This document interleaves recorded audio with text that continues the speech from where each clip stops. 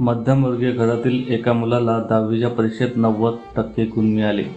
वडील खुशीने मार्कशीट न्याहाळत आपल्या पत्नीला, अगं छान लापशी बनव, तुझ्या लाडक्याला 90% मार्क्स मिळाले शालांत परीक्षेत.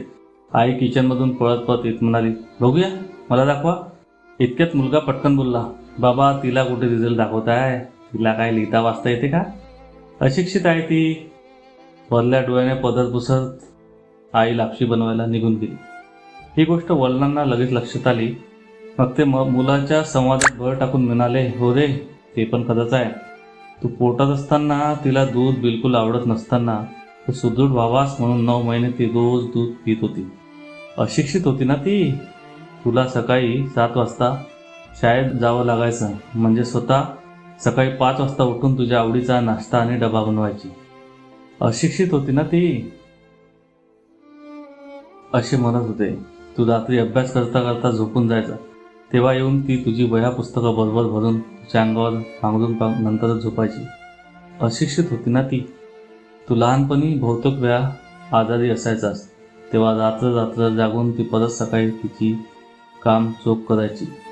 अशिक्षित होती ना. तुला ब्रँडेड कपडे घेऊन द्या म्हणून माझ्या मागे लागायची आणि स्वतः मात्र एका साडीवर वर्ष चालवायची. अशिक्षित होती ना. बाळा, चांगले शिकलेली लोक पहिला स्वतःला स्वार्थ आणि मत बघतात, पण तुझ्या आईने आजवर कधीच तो बघितला नाही, कारण ती अशिक्षित होती ना. ती जेवण बनवून आपल्याला वाढता वाढता कधी स्वतः जेवायचं विसरून जायची. म्हणून मी अभिमानाने सांगतो की तुझी आई अशिक्षित आहे. हे सगळं ऐकून मुलगा रडत रडत आईला बिलगून बोलतो, आई, मी तर फक्त पेपरवर 90% मार्क मिळवलेत ग, पण माझ्या आयुष्याला 100% बनवणारी तू पहिली शिक्षक आहेस. आणि ज्या शिक्षकाची मुलं 90% मार्क मिळवतात. पण मी अशिक्षित आहे आणि तुझ्याकडे PhDच्या पण वरची डिग्री आहे, कारण मी आज माझ्या आईच्या रूपात डॉक्टर, शिक्षक, वकील, माझे कपडे शिवणारे ड्रेस डिझायनर, बेस्ट कुक या सगळ्यांचं दर्शन घेतलं आहे. मित्रांनो, यातून आपल्याला बोध घ्यायचा आहे की प्रत्येक मुलामुलींनी जे आईवडिलांचा अपमान करतात, पान उतारा करतात, क्षुल्लक कारणावरून जागवतात, त्यांनी विचार करावा.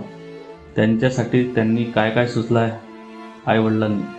आईसाठी नक्कीच हा व्हिडिओ शेअर करा आणि चॅनलला सबस्क्राईब करा. धन्यवाद.